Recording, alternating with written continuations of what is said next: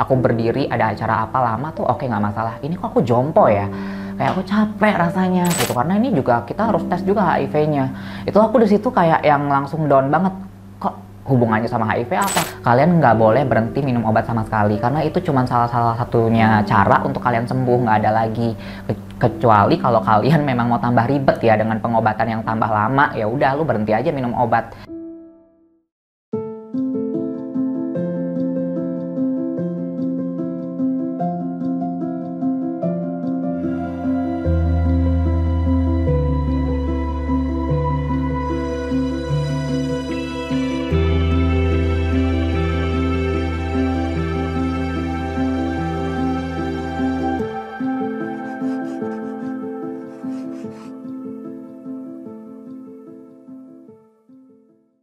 Nama saya Joshua Widi, umur saya di 28 tahun, pekerjaan saya sebagai host streaming live, penyintas TB.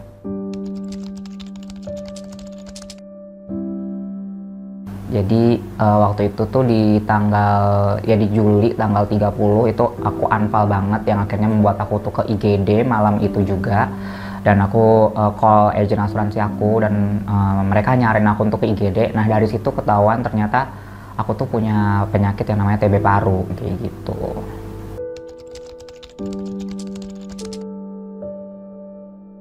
Jadi awalnya itu aku nggak sebut nama ya. Ini aku punya teman. Jadi teman aku tuh sesama host streaming juga. Dia tuh pernah ngomong sama aku waktu itu kayak aku tuh kok ini ya batuk-batuk terus kayak terus berdarah gitu. Nah, aku tuh nggak ngeh, ternyata mungkin dari batuk berdarahnya teman aku ini itu adalah salah satu simptom bahwa dia kena TB, dan aku tuh deket sama dia gitu loh. Terus kayak aku cuman bilang, oh mungkin kamu kecapean aja atau mungkin kamu tuh nge-hosting ngomongnya terlalu kenceng, jadi akhirnya kamu berdarah gitu. Ya udah nggak apa-apa, nanti paling sembuh sendiri. Tapi aku tetap kontak sama dia nih.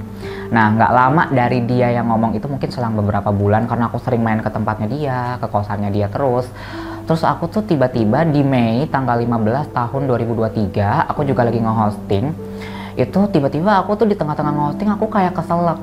Tiba-tiba batuk, dan batuknya tuh nggak berhenti sama sekali sampai aku nangis gitu. Kayak orang keselak, literally keselak, dan aku nggak nyadar apa-apa. Oh ya udah, aku berarti cuman kayak ngomong terlalu ini aja, keselak aja gitu. Terus sampai aku minum juga akhirnya oh ya udah gitu. Everything's like normal, aku nggak berpikiran itu kenapa-kenapa sampai seminggu kalau nggak salah setelah tanggal 15, kalau nggak salah tuh tanggal 20-an setelah itu. Terus aku main lagi ke kosan teman aku itu dan aku batuk lagi. Pada saat lagi yang batuk itu udah berbeda lagi tuh. Yang pertama batuk pada saat lagi live itu dia tidak berdahak sama sekali. Yang ini tuh ada dahaknya. Nah aku tuh kayak oh ada berdahak ya. Oh mungkin aku flu nih yang batuk ini. Terus aku coba untuk memuntahkan yang dahaknya itu. Tapi ternyata kok dahaknya itu ada darahnya, merah gitu kan. Terus aku kayak kaget, wah kok ini merah juga ya. Terus aku hubungin lagi sama kejadian yang teman aku juga batuk berdarah itu. Oh apa ini? Aku juga sama kali, mungkin aku mikirnya oh aku mungkin live-nya kayak kekencengan aja kali jadi berdarah. Terus ya udahlah, aku menghiraukan, aku denial aja, aku nggak kayak yang terus gimana. Ya tetap overthinking juga sih, karena kan kalau kita luka biasanya kalau di tangan itu kepentok apa, tahu lukanya di sini berdarah. Tapi kalau ini kayaknya yang di dalam yang berdarah, cuma jadi kayak overthinking nih, ada luka di mana nih gitu kan. Cuman oh ya udahlah, everything normal. Sampai di bulan itu kan nanti Mei ya, Mei, Juni, selang sebulan. Nah mungkin selama sebulan itu aku nggak tahu itu tuh udah sebenarnya simptom TB yang harusnya tuh aku aware, tapi aku denial terus. Aku tetap melakukan kegiatan aku seperti biasa. Nah itu dia berkembang terus mungkin ya di paru-paru itu akhirnya aku mulai ngerasain lemes banget di 28 Juli. Itu aku inget banget, aku nge-hosting waktu itu lagi di salah satu mall di Jakarta Utara. Ada event di sana, aku harus nge-host di sana. Itu sampai malam, dari pagi sampai malam juga waktu itu karena ada event. Terus aku tuh ngerasa di situ aku udah nge-host udah batuk-batuk, jujur. Aku udah batuk-batuk. Mungkin kalau kalian ada yang nonton live aku di situ, aku udah emang nahan batuk banget. Nah, aku di situ tuh udah kayak yang kok ini batuknya semakin parah, intensnya semakin parah, dan setiap batuk itu selalu berdarah sampai aku tahan-tahan terus. Karena kalau udah kayak di kendaraan umum, aku naik busway apa segala macem, kalau batuk udah nggak berhenti, terus aku mau maksain batuk, aku malu pertama. Terus kayak yang kalau batuk banget itu terus kayak udah nggak bisa tahan, selalu ada darahnya, dan aku udah takut, wah ini udah dalam dirinya pasti kalau aku muntahin pasti berdarah. Aku udah ada feeling kayak gitu, dan bener aja gitu. Jadi setiap aku selalu bawa tisu tuh di tas tuh, aku giniin terus kok dia selalu berdarah, ada berdarah, udah deh gitu ya. Terus kayak ya udah di situ terus aku lemes banget. Aku berdiri nge-host, biasanya tuh aku nge-host pun even misalkan ada event, aku berdiri ada acara apa lama tuh oke nggak masalah. Ini kok aku jompo ya, kayak aku capek rasanya, kayak aku nggak mau nih kayaknya nggak kuat deh, tapi mau ngomongnya juga nggak enak. Akhirnya tetap menyelesaikan tugas aku dengan baik. Pada saat lagi pulang juga mau naik busway sama teman aku ngomong, ini kok kayaknya aku agak beda ya hari ini, mau nunggu busway aja aku kayak nggak kuat ya, kayak aku duduk deh gitu. Terus ya udah mungkin lo kecapean aja kali, mungkin ya. Ya udah deh, itu kan hari Jumat, besok kan Sabtu Minggu lu libur, lu istirahat aja. Akhirnya aku pulang, aku istirahat, sampai di rumah badan aku panas. Nah badan aku panas, nah di rumah itu kan aku selalu menyediakan kayak apa paracetamol, panadol, pokoknya untuk pertolongan pertama. Aku minum itu, tidur, paginya turun lagi dan everything like oke lagi.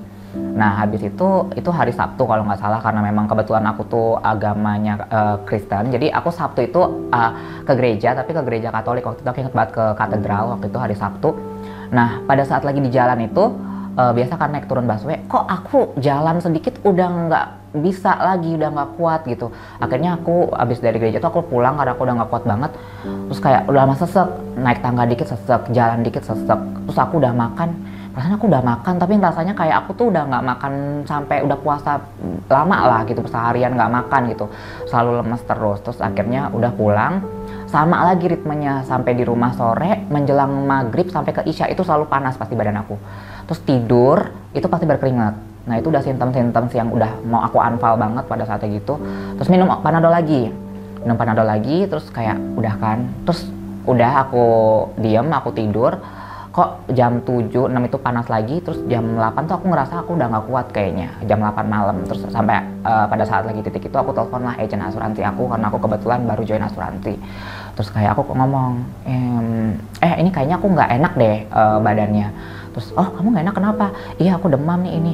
Udah minum obat belum? Udah, pastiin dulu ya, nanti kalau misalkan emang lu demam lagi baru ke rumah sakit, takutnya nanti nggak bisa ke cover atau apa karena lu baru. Cuman tapi kalau misalkan emang emergensi banget ya nggak apa-apa, ke IGD aja. Gue saranin ke rumah sakit, salah satu rumah sakit swasta lah di Jakarta Utara, ditindaklanjutin lebih lanjut, di ronsen dulu, ronsen toraks. Nah dari ronsen toraks itu akhirnya ketahuan aku tuh ada TB paru, dan waktu itu susternya ngejelasin, ditaruhlah hasil ronsennya itu di lampu ya, kelihatan situ dia ada kayak kabut-kabut putih. Terus di situ aku kaget banget sih, kayak down banget.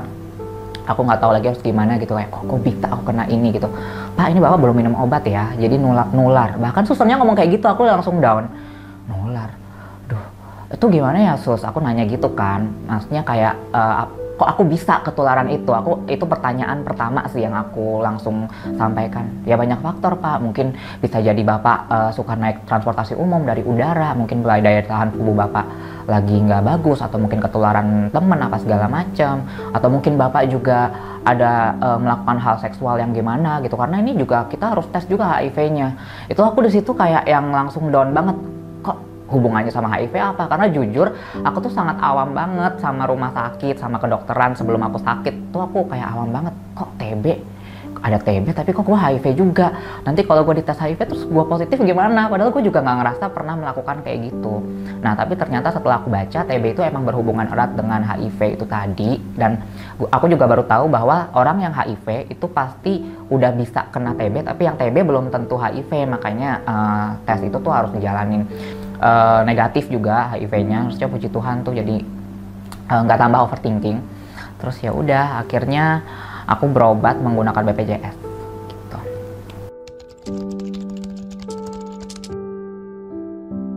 Nggak tahu sama sekali, jujur aku nggak tahu, karena aku udah bilang aku awam sama penyakit-penyakit, aku nggak pernah sakit, jadi kayak udah jumawa banget nih, nggak pernah sakit tuh cuman sakit obat warung doang. Aku tuh sakit cuman kayak obatin pakai panadol sembuh, yang kayak gitu-gitu. Paling parah aku tuh sakit tipes.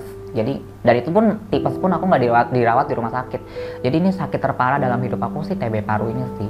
Aku baru tahu setelah aku terdiagnosis dan akhirnya searching, oh ternyata TB paru tuh, TB itu ada macam-macam. Jadi bukan cuma TB paru, dia ada TB otak, TB kelenjar, TB usus, TB payudara bahkan ada yang kayak gitu. Aku jadi tambah pengetahuan sih, hikmahnya ya.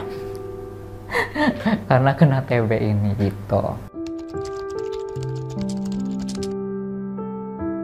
Sendiri aku tuh di Jakarta sendiri, kerja sendiri, karena aku nggak mau ngerepotin orang tuaku. Jadi kayak ya udah, makanya aku sampai punya asuransi juga karena itu aku nggak mau merepotkan siapapun gitu loh. Jadi kayak ya udah, dengan kondisi aku yang sendiri itu terus aku sakit, itu tambah berat lagi sih gitu. Itu kayak cobaan yang aduh, kenapa ya gue udah sendiri, gue sakit terus dapat diskriminasi juga dari kanan kiri setelah tahu kalau aku tuh kena penyakit TBC ini kayak gitu. Jadi pertama tuh kita kena vonis aja tuh udah down pertama, terus harus minum obat itu juga adalah down lagi karena kok gue minum obat nih, gue cacat atau gimana, karena ngerasa udah nggak sempurna lagi kayak orang-orang yang lain. Orang-orang lain nggak harus minum obat, aku harus minum obat setiap saat, setiap pagi, harus tepat waktu, nggak boleh telat, nggak boleh kehabisan obat. Terus udah gitu melalui pengobatannya juga ternyata kalau menurut aku sebenarnya BPJS itu di Indonesia ini udah bagus, cuman kayak kadang agak ribet juga untuk penanganannya ya, karena yang BPJS banyak juga yang berobat, jadi aku kadang ya udahlah maklum pakai BPJS. Cuman akhirnya ya dengan BPJS itu aku terbantu, terus dokternya juga ternyata bagus banget, aku langsung dikasih obat itu tuh, obat yang OAT yang warna merah itu. Jadi selama 3 bulan tuh aku minum itu, dan satu dosisnya itu 3 tablet sekali minum. Dan dokternya tuh juga bilang kamu harus minum ini jangan telat gitu, karena kalau telat itu bisa resisten obat, terus nanti jatuhnya kamu adalah TBRO dan kamu nggak bisa berobat di sini lagi, beda lagi nanti kliniknya, dan itu akan lebih lama lagi pengobatannya.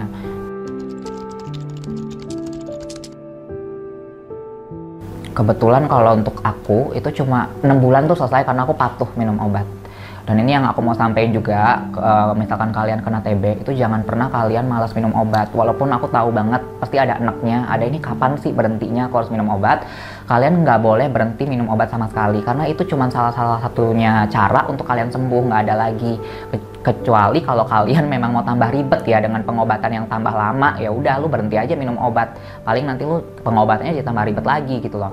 Dan kalau kalian emang udah minum obat itu kayak seminggu atau 2 minggu, ngerasa tuh badan kalian tuh udah enak, itu kalian jangan jumawa dulu terus kayak oh udah nih kayaknya gue udah sembuh, gue nggak usah lagi lah kontrol, itu dokternya nggak tahu kok gitu. Gue udah aja putus aja gitu. Itu justru malah bikin parah lagi karena penyakitnya itu nggak sembuh, dan itu belum sembuh di dalam itu. Jadi kayak belum tuntas istilahnya. Dan kalau misalkan kamu putusnya lama, diminumin obat yang sama, itu mereka akan kebal si kuman itu. Dan itu yang akan diganti lagi dengan obat yang baru. Kalau kalian berobat, misalkan kalian anfa lagi, terus sudah resisten obat, nanti obatnya lebih lama lagi. Dan pengobatannya itu juga katanya ada yang suntik, ada yang apa. Jadi lebih ribet. Jadi pesan aku, jangan pernah berhenti minum obat. Kayak gitu sih. Karena aku juga nggak mau kok nularin penyakit aku gitu. Justru malah aku tuh sadar kok aku tuh berobat gitu. Kalau misalkan aku nggak berobat, justru malah yang aku tuh acuh banget sama penyakit aku, dan itu yang malah bahaya kan. Dokternya puji Tuhan emang bener-bener ngasih vibes yang positif banget. Jadi itu yang bikin aku mau sembuh gitu. Jadi stigma dokter yang pada mungkin judes atau nakutin gitu enggak juga sih. Berat badan tuh selalu ditimbang terus. Yang darinya aku down banget kena TB tuh aku sampai 38 kilo